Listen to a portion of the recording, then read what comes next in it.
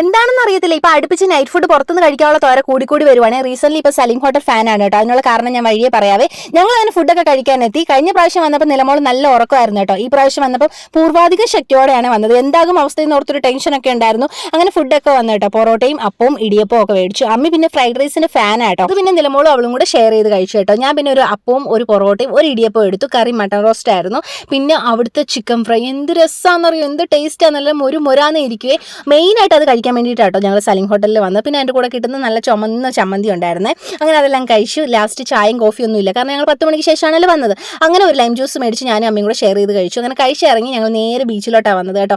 സമയം അത്രയും ലേറ്റ് ആയതുകൊണ്ട് അവിടെ വന്നിരിക്കുന്ന നല്ല സുഖമാണ്. അങ്ങനെ ഞങ്ങൾ കുറച്ച് നേരം അവിടെ ഇരുന്ന് നുണയും കൊതിയെല്ലാം പറഞ്ഞു. നിലമോൾ കുറച്ച് നേരം കളിച്ചു. അമ്മയും അവിടെ കിടപ്പായി, ഏട്ടനും അവിടെ കിടപ്പായി കേട്ടോ.